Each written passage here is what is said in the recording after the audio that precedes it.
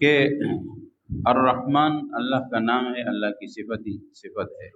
تو اس سے اللہ نے ابتدا فرمائی ہے کہ ساری نعمتیں جتنی بھی ہیں، خاص کر کے قرآن کریم کی نعمت ہے، یہ سب اللہ کے رحمان ہونے کی وجہ سے ہے کہ اللہ تعالیٰ کو ہم پر رحم ہے اور رحم کرنے والا ہے، تبھی اللہ نے قرآن بھی دیا، پیغمبر بھی بھیجا، اور آخرت کے لیے، آخرت میں ہم سب کے کامیاب ہونے کے لیے، دنیا اور آخرت دونوں کی کامیابی کے لیے یہ سب کچھ اللہ نے بھیجا تاکہ ہم کامیاب ہوں، دین پر چلیں، جہنم سے بچیں، جنت میں جانے والے بنیں۔ یہ اللہ کا رحم ہے ہمارے اوپر، یہ رحمت ہے، ورنہ اگر ایسا نہ ہوتا تو پھر انسان کو اپنی حالت پر چھوڑ دیا جاتا جدھر بھی جائے۔ لیکن نہیں، اللہ تبارک و تعالیٰ نے اس انسان کے جہنم سے بچانے اور جنت میں لے جانے کا پورا انتظام فرمایا، انبیاء کرام کتابوں کو، دین کو بھیج کر۔ تو اس لیے سب سے بڑی نعمت تو یہ ہے،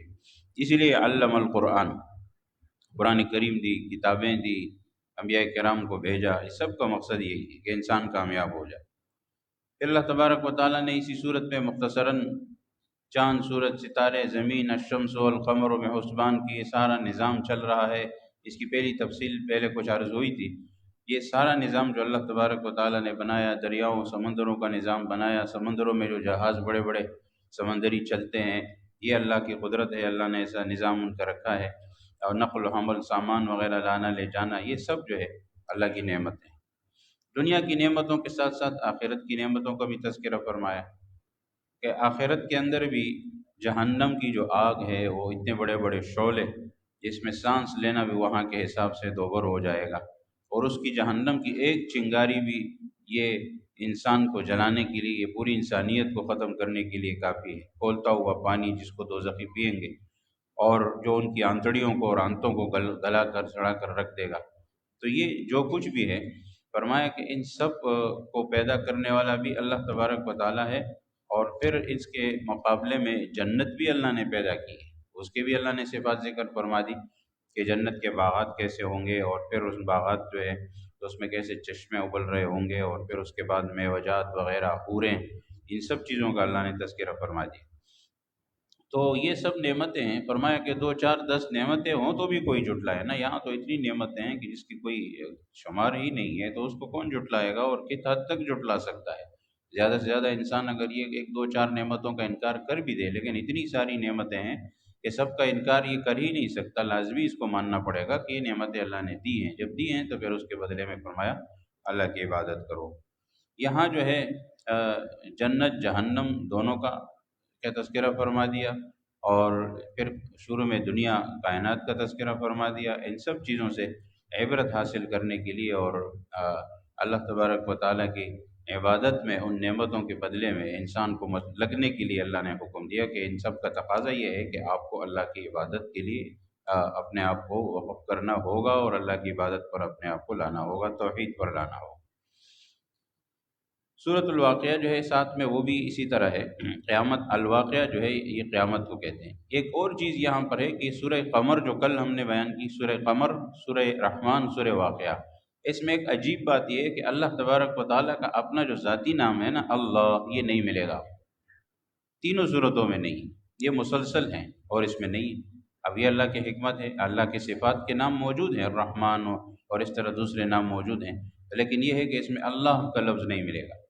اور آگے جب آپ جائیں گے، آگے صورت آئے گی، سورۃ المجادلہ، جو 28ویں سپارے کی پہلی صورت ہے، اس میں آپ دیکھیں گے ہر آیت میں کم از کم ایک بار اللہ کا نام ہے، نہیں تو ایک سے زیادہ بھی ہے، 2 2 بار بھی ہے، 3 3 بار بھی ہے۔ یہ اللہ تبارک و تعالیٰ نے کس طرح اپنے کلام کو بنایا، کس طرح اللہ نے کلام جو ہے وہ اس کو، اس سے ثابت ہوتا ہے کہ اللہ کا کلام ہے، کہ یہاں ایک ایک چیز کی حکمت ہے، یہاں ایک ایک انداز ہی ایسا عجیب ہے جو انسان کے بس کی بات نہیں ہے، انسانوں کے کام یہ ہے، ہو نہیں سکتا، ان چیزوں سے معلوم ہوتا ہے۔ تو سورۃ الواقعہ میں قیامت قائم ہوگی، فرمایا زلزلہ برپا ہوگا، اور انسان 3 گروہوں میں تقسیم ہو جائیں گے، اصحاب الیمین، اصحاب الشمال، دائیں طرف والے، بائیں طرف والے، اچھے اور برے، اور سابقون۔ سابقون جو ہے وہ بہت خاص مومنین، جو ہر کام، ہر نیکی میں سب سے آگے ہوتے ہیں، وہ تو بہت اعلیٰ اونچے لوگ ہوں گے۔ تو اس لیے یہاں یہ بھی ذکر فرما دیا قیامت میں جو کچھ ہوگا، اور ظاہر ہے قیامت ثابت کی جا رہی ہے کہ قیامت کو تو لوگ مان نہیں رہے مشرکین، لیکن اصل میں ہوگا، اور قیامت کے دن یہ سب کچھ ہونا ہے۔ اور بعض یعنی انسان کا اٹھنا اور حساب کتاب یہ سب کچھ ہوگا۔ تو فرمایا کہ جس طرح مٹی سے انسان پیدا ہوتا ہے، پھر اسی مٹی سے درخت پیدا ہوتے ہیں، مردہ زمین ہوتی ہے، درخت پیدا ہو جاتے ہیں، اور باغات، فصلیں وغیرہ، تو اسی طرح اور درخت سے آگ پیدا ہو سکتی ہے، درختوں سے آگ بنتی ہے، یہ ساری چیزیں۔ تو فرمایا کہ اس طرح اللہ تبارک و تعالیٰ جو ہے وہ مردہ انسان کو بھی دوبارہ زندہ کر سکتا ہے۔ ستاروں کی بھی قسم کھائی یہاں پر اللہ تبارک و تعالیٰ نے کہ اگر علم ہو تمہیں تو یہ بہت بڑی قسم ہے، اور ان چیزوں میں اللہ تبارک و تعالیٰ نے اگر علم حاصل کرو اور سمجھو تو بہت بڑی عبرت کی باتیں رکھی۔ لوح محفوظ میں فرمایا کہ قرآن کریم موجود ہے، یہاں قرآن کے شان بیان فرما دی کہ اس کو پاک لوگ ہی چھو سکتے ہیں، جیسے فرشتے ہیں پاک لوگ ہی اس تک پہنچ سکتے ہیں، ناپاک لوگ اس کو ہاتھ نہیں لگا سکتے۔ وہاں بھی اللہ نے یہ نظام رکھا ہے، اور زمین پر بھی یہ نظام ہے کہ قرآن کریم کو ناپاکی کی حالت میں ہاتھ لگانا جائز نہیں ہے۔ وضو جس کا نہ ہو وہ قرآن کریم کو بغیر کسی خارجی کپڑے کے ہاتھ نہیں لگا سکتا، اور اگر پڑھ سکتا ہے البتہ زبانی، لیکن اگر کسی کا غسل نہیں ہے یا عورت ناپاکی کی حالت میں ہے، مرد ناپاکی بڑی ناپاکی ہے غسل والی، تو پھر قرآن کریم کی تلاوت بھی جائز نہیں ہے، اس کا انتظار کیا جائے گا جب تک پاکی حاصل نہ ہو۔ تو اس لیے یہ پورا نظام یہاں کائنات کا، اس میں بھی اللہ تبارک و تعالیٰ نے فرما دیا، اور آخر میں فرمایا کہ انسانوں کے جو 3 گروہ ہیں جن کا پہلا تذکرہ ہوا، ان کے لیے اللہ تبارک و تعالیٰ کی طرف سے جزا سزا کا تذکرہ ہے،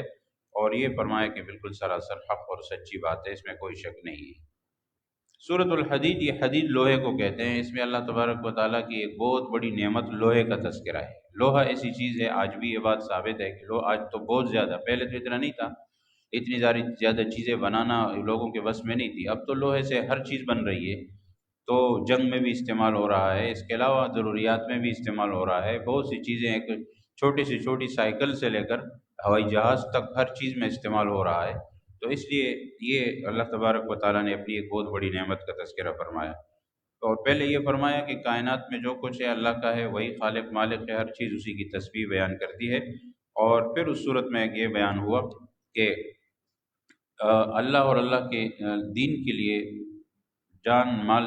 اس کی سربلندی کے لیے مال جان وغیرہ قربان کرنے کا حکم دیا گیا ہے، اللہ کے راستے میں خرچ کرنے کا بھی حکم دیا گیا ہے، اس کی بھی ترغیب دی گئی۔ اور پھر فرمایا کہ انسان کیا ہے، انسان اب کہتا ہے کہ یہ سب میرا ہے، یہ سب میرا ہے، حالانکہ جیسے ہی مر جاتا ہے وہ سب چیزیں رہ جاتی ہیں، تو اس طرح یہ رہتی ہے، اور یہ ساری میراث اللہ کی ہے، اللہ کو ملے گی۔ کیا مطلب کہ انسان دنیا میں ہے تو یہ مرتا ہے تو بچوں کو ملتی ہے، پھر بچوں سے آگے ان کے بچوں کو، اس طرح چلتے چلتے ایک دن ایسا آئے گا کہ سارے انسان ختم ہو جائیں گے، تو یہ سارا مال کس کا ہے؟ یہ سب کا سب اصل میں پھر اللہ ہی کے لیے رہ جائے گا۔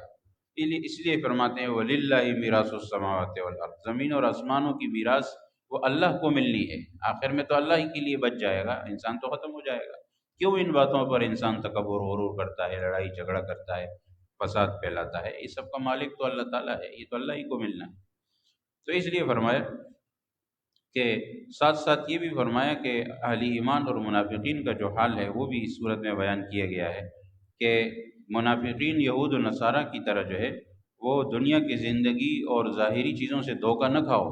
منافقین بھی یہی کرتے تھے، اور یہود و نصارہ بھی اس طرح دنیا کی چیزوں سے دھوکہ کھاتے تھے کہ اصل تو یہ ہے اور یہی ہماری ہوں گی اور یہ ملے گی تو کامیابی، حالانکہ اس میں کامیابی نہیں ہے، کامیابی تو اللہ کے دین میں ہے، اللہ کے ذکر میں ہے، اللہ کو یاد کرنے میں ہے۔ تو اس لیے فرمایا کہ اصل چیز جو ہے وہ دین ہے، قرآن ہے، اور اللہ کی یاد ہے، اسی کو یاد کرنا چاہیے اور اسی کو حاصل کرنا چاہیے۔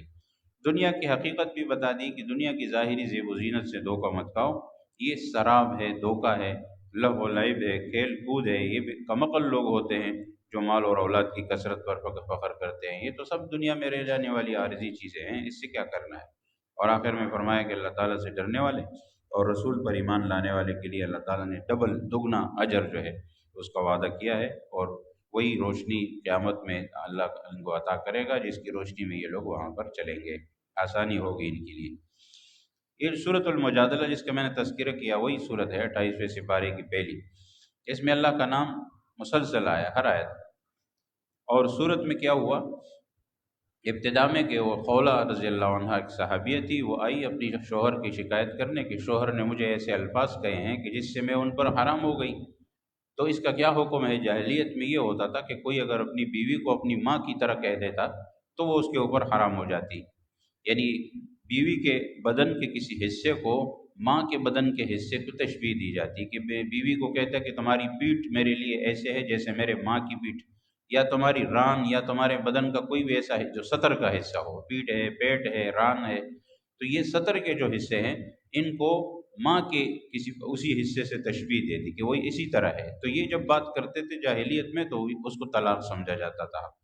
تو اس خاتون کو رضی اللہ عنہا صحابیہ ہیں، ان کو بھی ان کے خاوند شوہر حضرت اوس رضی اللہ عنہ ان کا نام تھا، انہوں نے اس طرح کی بات کر لی تو یہ آئی رسول اللہ صلی اللہ علیہ وسلم کے پاس مسئلہ پوچھنے کے لیے، اور ان کا انداز ایسا تھا جیسے جھگڑا کر رہی ہوں، یعنی بار بار سوال پوچھ رہی تھی کہ اب کیا ہوگا میرے ساتھ، کیا ہوگا میرے لیے، کیا حکم ہے؟ آپ علیہ السلام نے فرمایا کہ میرے پاس ابھی تک حکم آیا نہیں ہے، تو وہ کہہ رہی تھی کہ نہیں، وہ بے قرار تھی کہ مجھے اس کا جواب دیا جائے، تو اس کو اللہ نے فرمایا مجادلہ، وہ لڑنے والی خاتون، جھگڑا کرنے والی، جب وہ آئی تو اس پر اللہ تبارک و تعالیٰ نے آیات نازل فرما دی کہ جاہلیت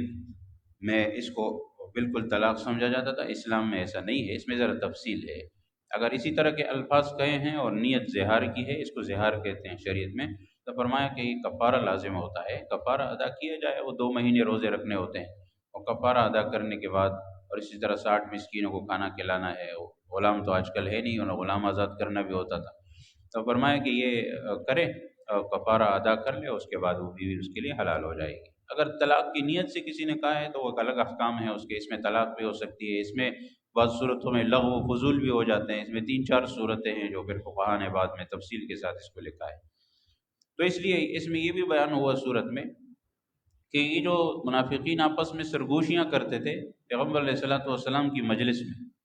تو فرمایا کہ مجلس کے آداب کے خلاف ہے کہ 3-4 آدمی بیٹھے ہیں اور 2 آپس میں چھپ چھپ کے کسر پسر کر رہے ہیں، یہ غلط بات ہے۔ اس سے اگلے والے لوگوں کے دل میں یہ بات آئے گی کہ پتہ نہیں یہ کیا مشورے ہو رہے ہیں، کہیں میرے خلاف بات تو نہیں ہو رہی۔ تو اس لیے منافقین کا کام یہ تھا کہ وہ مسلمانوں کو تنگ کرنے کے لیے اور ان کو جو ہے پریشان کرنے کے لیے، اور خود رسول اللہ صلی اللہ علیہ وسلم کے بارے میں آپ علیہ الصلوۃ والسلام کو سب کو تنگ کرنے کا مقصد ہوتا تھا، تو وہ مجلس میں یہ کام کرتے تھے۔ آپ اللہ تعالیٰ نے حکم دیا کہ ایسا مت کرو۔ سلام کے الفاظ ان کے خطرناک ہوتے تھے، السلام علیکم کی جگہ رسول اللہ صلی اللہ علیہ وسلم کو السلام علیکم کہتے تھے، السلام موت کو کہتے ہیں، تو جو کہے کہ السلام علیکم اس کا مطلب یہ ہے کہ تم پر موت آئے، تو اس طرح کے الفاظ کو توڑ مروڑ کر پیش کرتے تھے، اور یہ بھی کہتے تھے کہ منہ بگاڑ کر السلام علیکم کے بعد کہتے یا ابو القاسم، یعنی رسول اللہ صلی اللہ علیہ وسلم کی کنیت ہے، نام ہے، اس نام سے پکارتے تھے۔ تو اس لیے ان تمام باتوں پر اللہ تبارک و تعالیٰ نے منع فرمایا ہے کہ ان چیزوں کی یہ باتیں مت کرو، یہ یہود کے طریقہ کار ہے، یہود بھی تھے، منافقین بھی تھے۔ اور راعنا جیسے سورہ بقرہ میں آتے ہیں، یہ کہتے تھے راعنا، تو راعنا کا مطلب یہ ہوتا ہے کہ ذرا ہماری طرف توجہ کیجئے، لیکن اس کو اگر تھوڑا سا بگاڑا جائے اور راعینا پڑھیں تو راعینا کا مطلب ہوتا ہے او ہمارے چرواہے، ہمارے چرواہے، تو اب ظاہر ہے کہ صحیح لفظ کو غلط معنی پہنا رہے ہیں، تو اب ان کی نیتیں تو خراب تھی، اللہ کو تو معلوم ہے کہ ان کی نیت میں یہ تھا، تو اللہ نے فرمایا یہ الفاظ بند کرو، اس طرح کے الفاظ مت کہو جس میں ڈبل معنی ہو، آپ ایسا الفاظ استعمال کرو کہ جس میں سیدھی سیدھی بات ہو، تو انظرنا کہو، انظرنا ہماری طرف نظر کیجئے، سیدھی سیدھی بات کرو، یہ اس طرح کی باتیں کیوں کر رہے ہو؟ تو اس لیے یہ ان کا طریقہ کار ہوتا تھا۔ تو اس پر اللہ تبارک و تعالیٰ نے اس کے آداب ذکر فرمائے، مجلس کے آداب ذکر فرمائے کہ کوئی باہر سے آئے مجلس میں گنجائش ہے اس کو جگہ دو، بیٹھ جائے، خامخواہ اس پر اپنے آپ کو تنگ مت کرو جیسے بعض لوگ کرتے ہیں، یہ مناسب نہیں ہے۔ اگر کہیں کسی کو کہا جائے کہ بھئی مجلس سے اٹھ جاؤ، چلے جاؤ، یا کوئی ایسی بات تھی تو چلے جایا کرو، اس میں بھی گلہ شکوہ نہ کرو، کیونکہ کبھی کوئی خاص مشورہ ہوتا ہے، خاص بات چیت ہوتی ہے، تو اس لیے بہرحال ان باتوں کا فرمایا خیال رکھو۔ اور منافقین یہود سے دوستی رکھتے تھے اور مسلمانوں کو کے سامنے مومن ہونے پر قسمیں کھاتے تھے، تو فرمایا کہ جب مومن ہو، قسمیں کھا رہے ہو، تو دوستی یہود سے کیوں ہے تمہاری؟ یہود سے دوستی ہونے کا مطلب یہ ہے کہ تم منافقین ہو۔ یہ چیزیں تو آج کل سب میں موجود ہیں، اور اب دیکھیں تو وہ سارے وہی نفاق سب دوبارہ زندہ ہو گیا ہے، وہی چیزیں ہیں ساری کی ساری۔ تو اس لیے فرمایا کہ اہل ایمان کے لیے، نیک لوگوں کے لیے اللہ نے یہ خوشخبری دی کہ اللہ نے ان کے دلوں میں ایمان کو جمایا ہے، اور اللہ نے ان کو ان کی غیبی مدد ہوگی اور کی جائے گی، اور اللہ تعالیٰ ان کو جنت میں داخل کرے گا۔ آگے سورۃ الحشر جو ہے اس میں یہود کا تذکرہ آ گیا، یہود کے ساتھ مسلمانوں کی لڑائی ہوئی نا، یہود کو بنو قریظہ کے موقع پر مدینہ منورہ سے نکال دیا گیا، کیونکہ ان کے ساتھ معاہدہ ہوا تھا، انہوں نے معاہدے کی خلاف ورزی کی، یہود کا تو کام ہی یہی ہے شرارت، تو اس کے نتیجے میں ان کو وہاں سے نکال دیا گیا۔ تو اسی کا تذکرہ اس صورت میں ہے۔ پھر بعد میں حضرت عمر رضی اللہ عنہ کے دور میں خیبر کی طرف جب گئے تھے اس وقت پھر وہاں سے بھی نکال دیا گیا، تو ان کو جزیرہ عرب سے نکال دیا گیا تھا، اور حدیث میں آیا تھا اخرج الیہود والنصارى من جزیرۃ العرب، فرمایا آپ علیہ الصلوۃ والسلام نے کہ یہود اور نصارہ کو جزیرہ عرب سے نکال دو، یہ فساد پھیلائیں گے اور یہ جزیرہ عرب میں رہنے کے قابل نہیں۔ تو اس لیے یہاں اللہ تبارک و تعالیٰ نے اپنی تسبیح، تقدیس، بزرگی بیان فرمائی ہے، اور اللہ نے اپنی قدرت کے آثار بھی ذکر فرمائے، اور ان کے بارے میں بھی کہا کہ یہ یہود جو ہے ان کو جو ہے انہوں نے وہاں پر جو فساد مچایا تھا، تو وہاں پر ان کو اس وجہ سے حشر اول پہلی مرتبہ ان کو مدینہ منورہ سے نکال دیا گیا، شام کی طرف دھکیل دیا گیا، اور دوسرا جو ان کے لیے حشر ہوا، حشر ثانی بولتے ہیں اس کو، اس میں حضرت عمر رضی اللہ عنہ نے ان کو خیبر سے شام کی طرف نکالا، تو مدینہ سے شام اور خیبر سے شام ان کو نکال کر بالکل جزیرہ عرب کو صاف کر دیا گیا تھا۔ اب مسلمانوں کی کمزوری کی وجہ سے اور مسلمان حکمرانوں کی سستی کی بنیاد پر اوپر آ گئے ہیں، تو یہ وہی رسول اللہ صلی اللہ علیہ وسلم کے فرمان کے خلاف ہے، لیکن کیا کیا جائے کہ وہ پھر وہاں قریب آ کر بیٹھے ہوئے ہیں، اور یہ سارا فساد سب کچھ ان کے ہاتھ میں، سوائے مکہ مدینہ کے باقی تو سب پر ان کا کنٹرول ہے۔ تو یہ جو ہے اسی رسول اللہ صلی اللہ علیہ وسلم کے فرمان کے ساتھ گویا کہ یہ بے وفائی ہے، غلط بات ہے، اس طرح نہیں ہونا چاہیے۔ تو بہرحال یہود کے قبیلے بنو نذیر کو مدینہ منورہ سے نکالا گیا تھا، تو بہت سارا مال غنیمت کا سامان مسلمانوں کے ہاتھ آیا تھا، اس پر اللہ تعالیٰ نے حکم نازل فرمایا کہ یہ جو بغیر جنگ کے مال غنیمت مل جائے اس کی تقسیم الگ ہوتی ہے، وہ اللہ اور اللہ کے رسول کے پاس ہے، وہیں جس طرح فیصلہ کرنا چاہیں وہ اس کو تقسیم کریں۔ اور فرمایا کہ دولت کو چند لوگوں کے گھر کی لونڈی نہیں بناتا اسلام، اسلام کا قانون یہ ہے کہ دولت جو ہے برابر تقسیم ہو، اور وہ صرف چند لوگوں تک محدود نہ رہے، اور مستحقین اور مساکین اور غرباء اور سب کو ان کا حق ملتا رہے۔ اور اس لیے جو بھی احکام فرمایا اللہ تعالیٰ نے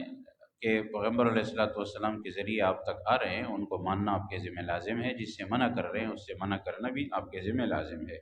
مہاجرین کا تذکرہ ہے، مہاجرین اور انصار کا، کہ یہ لوگ جو ہیں اتنے اچھے ہیں کہ انہوں نے ایک دوسرے کے ساتھ، صحابہ کرام نے، مہاجرین اور انصار نے اتنی محبت کا تعلق رکھا، اپنے اوپر ان کو ترجیح دی، اپنے تمام جان، اپنے مال جائیداد وغیرہ میں ان کو شریک کیا۔ انصار نے اتنی محنت کی، اتنی قربانی دی، مہاجرین نے قربانی دی کہ وہاں سے ہجرت کر کے آئے، تو فرمایا کہ یہ بہت بڑی بات ہے، اور اس پر اللہ تبارک و تعالیٰ نے مسلمانوں کی تعریف فرمائی ہے، اس پر ان کو بہت بڑا اجر ملے گا۔ اور فرمایا کہ یہود و نصارہ کی طرح مت بنو کہ جنہوں نے اللہ کے حقوق کو بلایا، اور جس کی وجہ سے اللہ نے خود ان کے حقوق بھی بلا دیے، اور یعنی انہوں نے پھر ان کے اوپر بھی اسی طرح ظلم و ستم ہوتے رہے جیسے فرعون نے کیا، اور اس طرح دوسرے زمانوں میں، کیونکہ انہوں نے اللہ کا حق ادا نہیں کیا تو اللہ نے ان پر عذاب مسلط کر دیا انسانوں کی شکل میں۔ مختلف زمانوں میں نے پہلے بھی عرض کیا تھا کہ مختلف زمانوں میں مختلف بادشاہوں نے، ابھی آج اس صدی، گزشتہ صدی کے ہٹلر تک، یہ اللہ نے مختلف وقتوں پر ان کو مسلط کیا، ان کو قتل عام ان کا ہوتا رہا، کیونکہ یہ اللہ کے حق کو نہیں ادا کرتے، تو اللہ نے پھر بندوں کو، بادشاہوں کو، مختلف لوگوں کو ان کے حق سے غافل کر دیا، اور یہ سب کے سب نقصان اٹھاتے گئے ہمیشہ۔ تو اس لیے فرمایا کہ اہل کتاب کو، اہل ایمان کو چاہیے کہ وہ قرآن کریم کی عظمت کو سمجھے، اور اللہ تعالیٰ نے تو پہاڑوں کو بھی عقل و شعور عطا فرمایا کہ قرآن اگر ان پر نازل کر دیتا تو یہ اللہ تعالیٰ تو یہ پہاڑ بھی ریزہ ریزہ ہو جاتے، لیکن انسان نے اس کو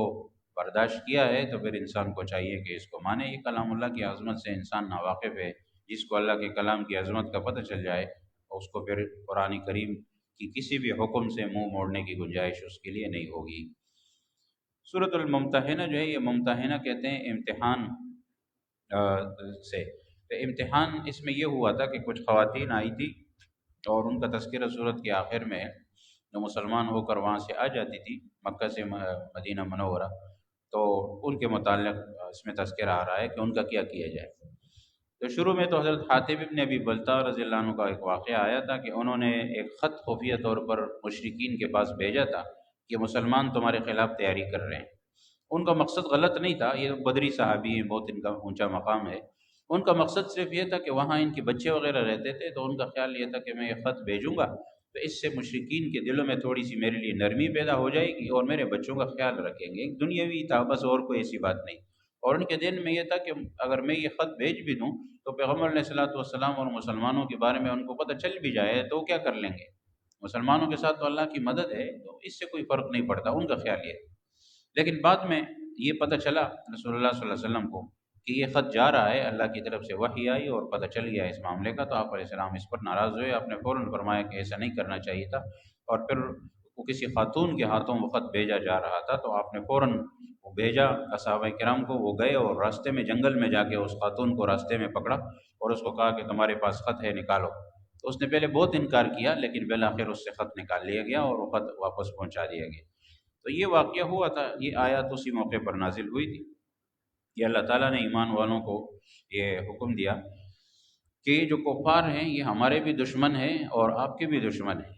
یعنی دین کے بھی دشمن ہیں، اللہ کے اور اللہ کے رسول کے اور مسلمانوں کے صحابہ کے دشمن ہیں، تو فرمایا کہ ان کے ساتھ دوستی مت رکھو، یعنی بڑے اچھے انداز میں، نرم انداز میں اللہ کا جو کلام ہے۔ جو صحابی تھے، ان سے ایک انسانی طور پر ایک غلطی ہوئی تو اللہ نے متنبہ فرمایا کہ آپ کو ایسا نہیں کرنا تھا،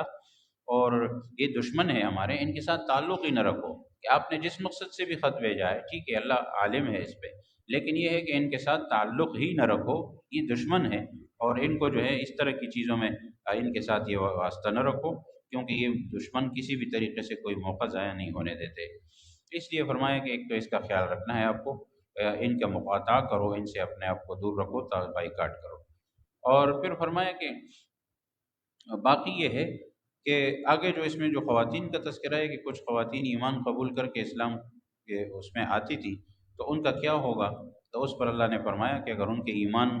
کا پتہ چل رہا ہے کہ وہ واقعی مومن ہیں وہ خواتین، تو ان کو واپس مت بھیجو، واپس مشرکین کے پاس مت بھیجو۔ مسلمانوں نے تو معاہدہ کیا تھا نا کہ جو مشرک آئے گا ادھر اس کو واپس بھیجیں گے، تو یہ اصل میں ایک خاتون تھی ام کلثوم رضی اللہ عنہ، انہوں نے ایمان قبول کیا تھا، اور وہ عقبہ ابن ابی معیط مسلمانوں کا خطرناک دشمن مشرک، اس کی بچی تھی، تو اس کی بیٹی جب ایمان اس نے قبول کیا اور وہ آ گئی تو اس پر جو ہے اس نے پھر رابطہ کیا، اس نے رابطہ کیا کہ بھئی میرا یہ میری بیٹی ہے اور وہ آپ کے پاس آئی ہوئی ہے، اور ہمارا معاہدہ ہوا ہے کہ مسلمان آپ کے پاس ہمارا جو آئے گا بندہ واپس بھیجیں گے۔ اس پر رسول اللہ صلی اللہ علیہ وسلم نے یہ کہہ کر ان کو خالی بھیجا تھا کہ میں عورتوں کے بارے میں ہماری بات نہیں ہوئی ہے، ہماری بات مردوں کے بارے میں ہوئی، یہ مسلمان عورت ہے، ہم کیسے اس کو مشرکین کے پاس چھوڑیں، سوال ہی پیدا نہیں ہوتا۔ تو قرآن کی آیات نازل ہوئیں، یہ مسلمان ہیں، ایمان لائی ہیں، تو بس ان کو چاہیے کہ وہ اپنی عدت وغیرہ پوری کر کے یہاں کسی کے ساتھ مسلمان کے ساتھ شادی کر سکتی ہیں اور مسلمانوں کے پاس رہیں، یہ وہاں واپس نہ جائیں۔ اب یہ مسلمانوں کی عزت ہیں تو ان کو ہم مشرکین کے رحم و کرم پر نہیں چھوڑ سکتے۔ تو اس کا تذکرہ اس میں آ گیا، اور صورت کے آخر میں، اور باقاعدہ ان سے جو رسول اللہ صلی اللہ علیہ وسلم بیعت لیتے تھے کہ آپ اس طرح کر کے بیعت دو کہ شرک سے توبہ ہے، زنا سے توبہ ہے، اور اسی طرح کسی بھی بہتان وغیرہ ہر چیز سے یہ توبہ کر کے فرمایا کہ ایمان ان سے ان کے ایمان بیعت قبول کراؤ اور ان کو پتہ چلے کہ واقعی مومن ہیں، تو بس یہ پھر مسلمانوں کے ہاں رہ سکتی ہیں۔ آخری جو یہ کچھ صورتیں باقی نصف سپارے میں ہیں نا، اس میں صورت الصف، اس میں قتال کا تذکرہ ہے کہ جس طرح قتال